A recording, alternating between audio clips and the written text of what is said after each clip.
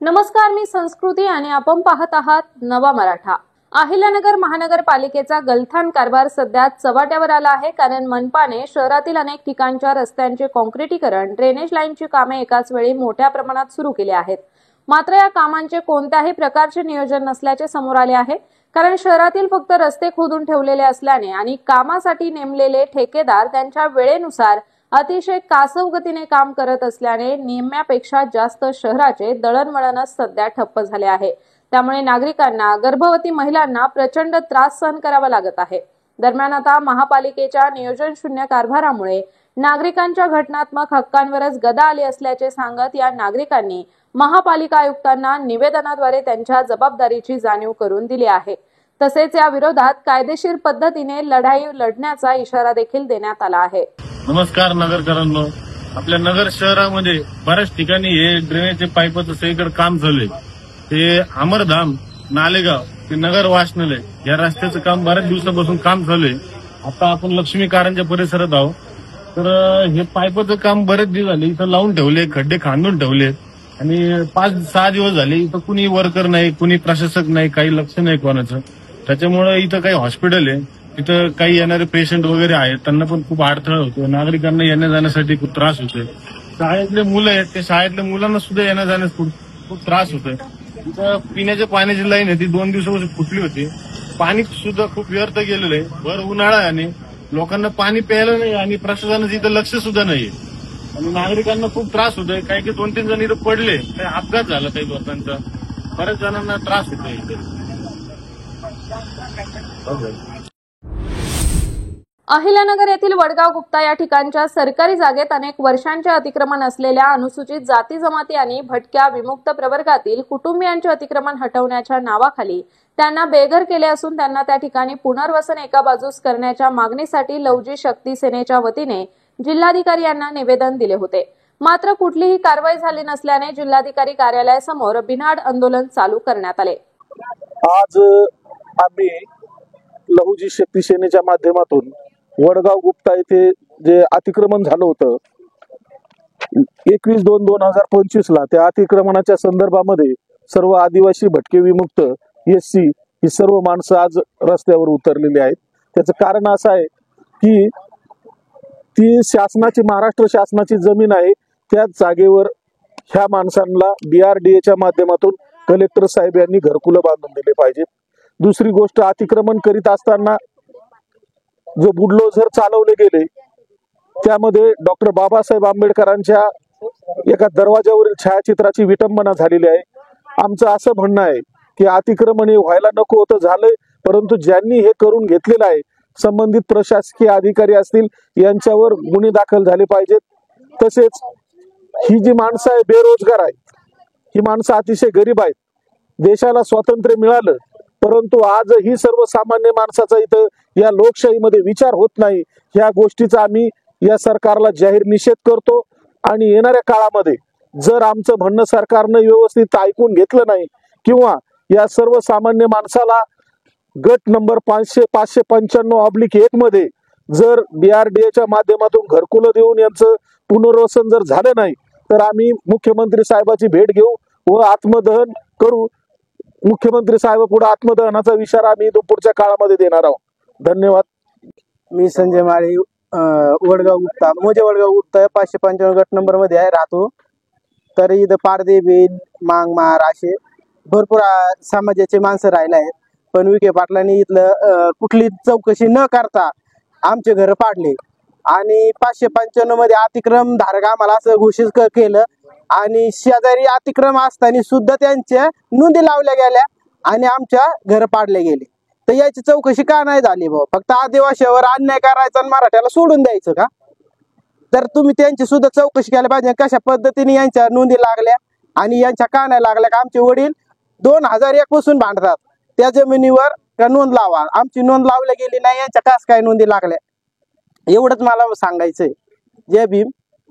Vadgaon गुप्तामध्ये February 2025 मध्ये तहसीलदारांनी प्रांतने इथल्या वडगाव गुप्ताच्या आदिवासी घरावर JCB चालवलेला आहे आणि त्याचा निषेध म्हणून त्या लोकांना घरं मिळावी, त्यांची जागा नावावर व्हावी यासाठी या ठिकाणी हे धरणे आंदोलन चालू आहे। कलेक्टर ऑफिस मशी. तर केंद्र शासनाची सर्वांसाठी 2022 ची एक योजना आहे की सर्वांसाठी घरे. त्याच्यानंतर 1 जानेवारी 2025 रोजी या देवेंद्र फडणवीस मुख्यमंत्री झाल्यानंतर त्यांनी सुद्धा महाआवास अभियान चालू केलेलं आहे. आणि या महाआवास अभियान जर तुम्ही अभ्यासलं तर त्याच्यामध्ये त्यांनी सांगितलेलं आहे की महाराष्ट्र शासनाच्या मालकीची जी जागा असेल आणि त्या जागेवर जर या ठिकाणी भूमिहीन गोरगरीब राहत असतील, भूमिहीन आदिवासी लोक राहत असतील तर त्यांना त्या ठिकाणी जागा नावावर करून त्या ठिकाणी शासकीय घरकुल मंजूर करणार आहेत. अशी शासनाची भूमिका आहे. देवेंद्र फडणवीस बोलतात 100 दिवसांचा त्यांनी कार्यक्रम दिला जानेवारी पासून. आणि आज अशी परिस्थिती आहे की त्या वडगाव गुप्तामध्ये महाराष्ट्र शासनाची तिथे गायरान जागा आहे. त्या गायरान जागेत ही आदिवासी समाजाची लोक गेली 3-4 पिढ्यापासून तिथंच राहतात. त्यांची जे काही म्हातारे कोतारे माणसं आहेत त्यांची तिथं स्मशानभूमी आहे. मी स्वतः तिथं जाऊन आलो. परंतु ती जागा या ठिकाणी डॉक्टर विठ्ठलराव विखे फाउंडेशनला महाराष्ट्र शासनाने ती गायरान जागा दिली असं त्यांचं मत आहे. आणि म्हणून इथले जे काय तहसीलदार असेल, प्रांत असेल का SP असेल, हे विखे कुटुंबाचे घरगडी म्हणून या ठिकाणी काम करताना मी बघितलेलं आहे. त्या शिर्डीमध्ये सुद्धा अतिक्रमण काढण्याची कारवाई किंवा शिर्डी ही भिकारी मुक्त करायची या ठिकाणी असं अभियान सुजय विखेंनी चालवलं. आणि हे जे काही तिथले तहसीलदार, प्रांत आणि कलेक्टर आहेत हे ते घरगडी म्हणून काम करताना मी स्वतः बघितलेलं आहे. मला त्याचा अनुभव आलेला आहे. मी या तहसीलदारकडे, प्रांतकडे किंवा कलेक्टरकडे बरेच वेळेस गेलो तर ते काय सांगतात की दादांना विचारलं पाहिजे, दादा तुमचं. अरे तुम्ही दादांकडे कामाला हे का आमच्या शासनाकडे कामाला आहे? आम्ही काडीची पेटी घेतो, आम्ही बिस्किटचा पुडा घेतो, त्याच्यावर टॅक्स देतो आणि त्याच्यातून तुम्हाला आमच्यातून पगार चालू आहे. म्हणून तुम्ही इथल्या जे काही राजकीय लोक आहेत त्यांच्याकडे तुम्ही कामाला नाहीत. म्हणून या ठिकाणी इथले जे काय प्रशासनातील अधिकारी आहेत त्यांनी या गोरगरिबांचा विचार केला पाहिजे. नाहीतर या ठिकाणी आम्ही सामाजिक चळवळीतले कार्यकर्ते आहोत आणि आम्ही तुम्हाला घरी पाठवल्याशिवाय राहणार नाही. आणि म्हणून सुप्रीम कोर्टाचे या ठिकाणी निर्देश आहेत 2024-25 चे. नागपूरला सुद्धा आता मागच्या 15-20 दिवसापूर्वी एक घटना घडली. त्यांनी त्या ठिकाणी सुप्रीम कोर्टाच्या गाईडलाईन्स पाळल्या नाहीत तर त्या ठिकाणी सुप्रीम कोर्टाने त्यांना 10-10 लाख रुपये द्यायला सांगितलं शासनाला की तुम्ही त्यांचे घरं पाडले आणि म्हणून तिथे 10 लाख रुपये द्या. अगदी तीच गोष्ट या वडगाव गुप्ताच्या लोकांना सुद्धा लागू होते. कारण या ठिकाणी यांनी सुप्रीम कोर्टाच्या ज्या काही गाईडलाईन्स आहेत की यांना 30 दिवसाची नोटीस दिली पाहिजे, त्यांच्याकडे काय पुरावे ते बघितले पाहिजेत, त्यांचे पुरावे मग त्यांचे दावे तहसील कचेरी चालवले पाहिजेत आणि त्याच्यानंतर काय निर्णय घ्यायचा तो घ्यायला पाहिजे. आम्ही इथं 595 मध्ये आम्ही राहायला तिथं आमचं बचपन गेलं. आमच्या आई बापाचं सुद्धा बचपन गेलं. आमचे आजोबा सुद्धा तिथंच गेलेले. तर आमचं सगळं तिथंच झालेलं आहे. तसपासून या गावातल्या लोकांनी सुद्धा तिथं गोळा त्या मोठ्या लोकांकडून इक्या पटल्याकडून गोळा खाल्ला त्यांनी आणि ते त्यांनी सगळं विकून दिलेलं सांगितलं. ते काय म्हणले का या विख्यानी घेतलेलं आहे सगळं, गावातल्या सरपंचनी त्यांनी सगळं त्यांनी खाऊन ते विकून दिलेलं सांगितलं का हे त्यांनी विख्यानी घेतलेलं आहे, तुम्हाला उठावं लागेल. मग त्यांनी तर हे घेतलं. मग हे मंत्री आहे, मग गरीब गोलाला त्यांनी काहीतरी 2-2 गुंठे एका साईडला कुठेतरी द्यावा ना. त्यांनी गरीब गोलाची सुधारणा करावा ना. त्यांनी हे गरीब गोलाला त्यांनी मारायचं धरलं. त्यांनी काहीतरी त्यांना बी त्यांची जशी सुधारणा केली तशी आमची बी सुधारणा करावा, आमची एवढीच विनंती आहे.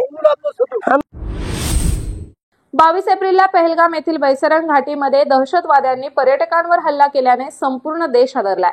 मात्र या हल्ल्यात निष्पाप हिंदू पर्यटकांचे देखील बळी गेले असून अनेक जण गंभीर जखमी झाले आहे.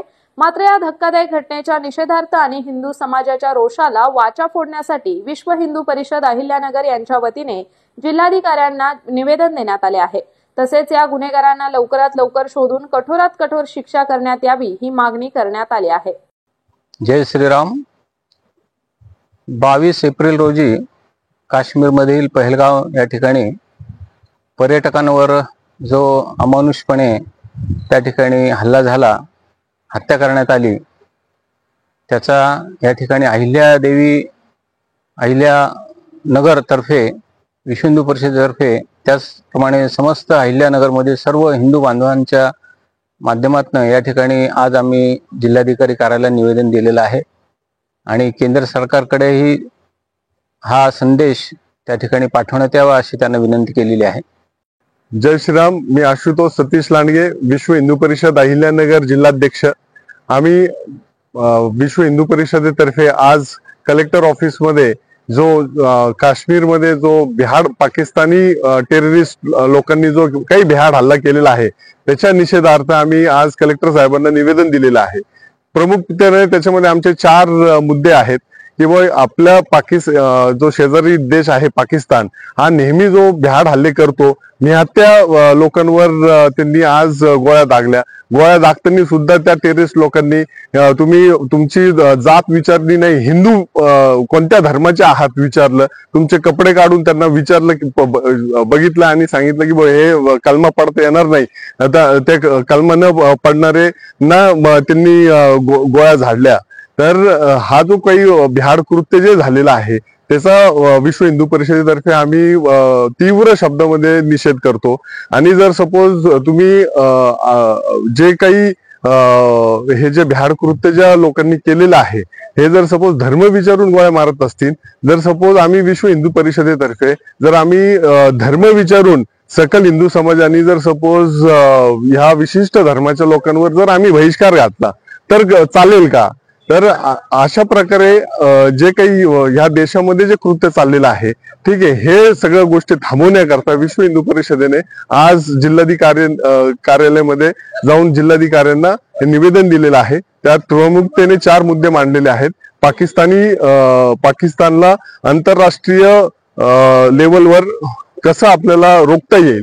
दुसरा विषय की हे जे विशिष्ट धर्माचे जे लोक आहेत या विशिष्ट धर्माचे लोकच का बरं हिंदूंवर हल्ले करतात, त्याचा आपण कशा पद्धतीने प्रशासन याचा मुद्दा घेऊन कशा पद्धतीने हे थांबवता येईल हे बघायचं आहे. आणि दुसरे जे 2 मुद्दे आहेत की हिंदूंना जो टार्गेट केलेलं जातं, त्यानंतर आपले जे तिथं स्टेट गव्हर्नमेंटमध्ये बॉर्डर एरिया असताना सुद्धा स्टेट गव्हर्नमेंटनी तिथं का बरं सिक्युरिटी ठेवली नाही ह्याची चौकशी करून तिथं राष्ट्रपती राजवट परत का बरं लावता येऊ शकत नाही. अशा पद्धतीचे आम्ही हे 4 मुद्दे कलेक्टरांना दिलेले आहेत. धन्यवाद. जय श्रीराम. अहिल्यानगरमध्ये गेल्या काही दिवसापूर्वी झालेल्या भांडणाचा मनाचा राग धरून 6 जणांनी एका तरुणास भर रस्त्यात लाकडी दांडके, दगड आणि लाथाबुक्क्याने बेदम मारहाण करून त्याचा खून केल्याची घटना केडगाव उपनगरातील रेणुका माता मंदिर जवळ शास्त्रीनगर येथे 24 एप्रिल रोजी सायंकाळी 6 वाजता घडली. विपुल छोट्या काळे असे मैताचे नाव आहे. या प्रकरणी कोतवाली पोलीस ठाण्यात तक्रार दाखल दिली असून या प्रकरणी 6 जणांवर गुन्हा दाखल करण्यात आला आहे. अहिल्यानगरमध्ये नागरिकांकडून पाणीपट्टी भरमसाठ आकारण्यात आली आहे. मग त्यांना सुरळीत पाणी पुरवठा केला पाहिजे, परंतु असे होताना दिसत नाही.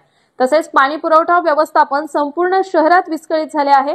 शहराचे उपनगर असलेले केडगाव, सावेडी, बोलेगाव, नागापूर, सावित्रीबाई फुले नगर, विनायक नगर, फुलसौंदरमळा, बुरुडगाव रोड तसेच नगर शहरामधील मध्यवस्तीत पाणी पुरवठा होत नाही.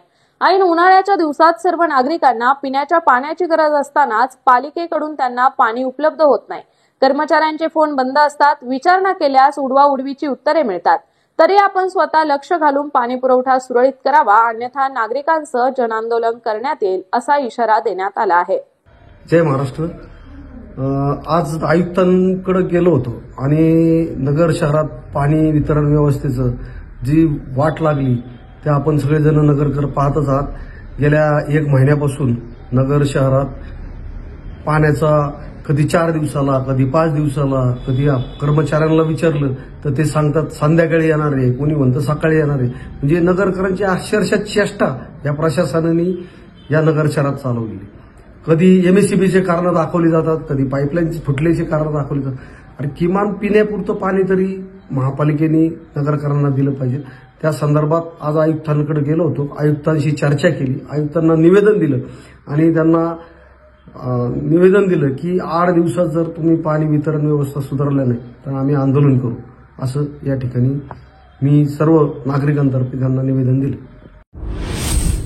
पहलगाम जवळील बायसरण परिसरात झालेल्या अमानवी आणि भ्याड दहशतवादी हल्ल्याचा घर घर लंगर सेवेच्या वतीने निषेध करण्यात आला.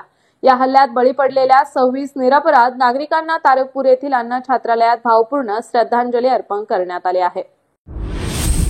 अहिल्यानगर केडगाव परिसरात 16 वर्षीय युवकाचे अपहरण करून त्याच्यावर अनैसर्गिक अत्याचार करत गळा आवळून खुनाचा प्रयत्न केल्याच्या गुन्ह्यातील 6 आरोपींची कोतवाली पोलिसांनी 24 एप्रिलला सायंकाळी केडगावमध्ये रस्त्याने धिंड काढली.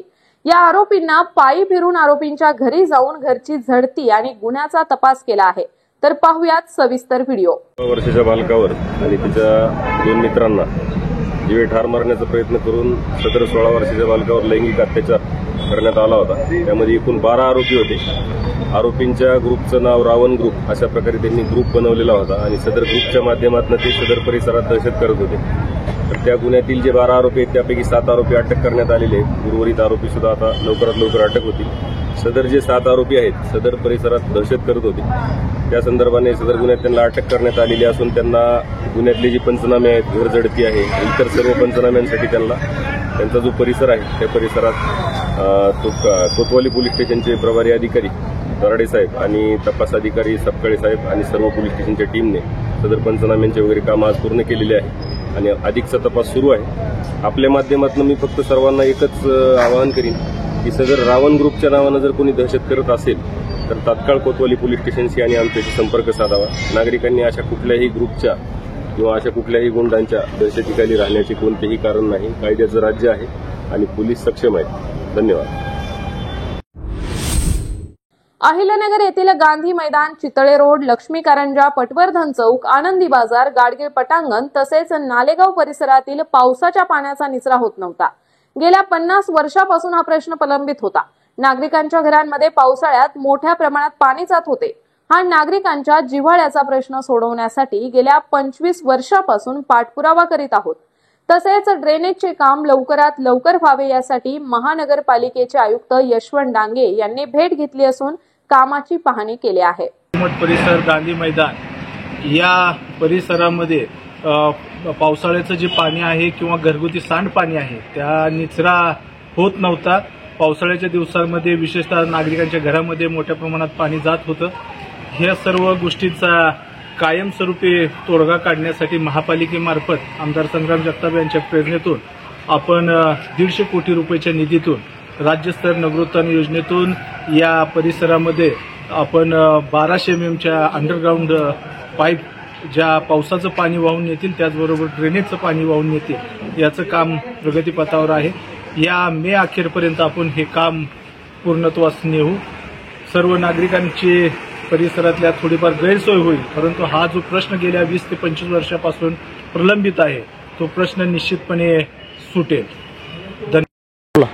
काल महापालिका आयुक्त यशवंत डांगे यांची भेट घेऊन आनंदी बाजार, गौरी घुमट, नालेगाव, गांधी मैदान ह्या परिसरामध्ये जे पाईपलाईनचं काम चालू आहे ह्या पाईपलाईन कामाची प्रत्यक्ष पाहणी करून राहिलेल्या काही त्रुटी आहेत त्या पूर्ण कराव्यात आणि ताबडतोबीने हे काम सुरू व्हावं म्हणून आपण भेट द्या अशी त्यांना विनंती केल्यानंतर आज सकाळी ते या ठिकाणी आले.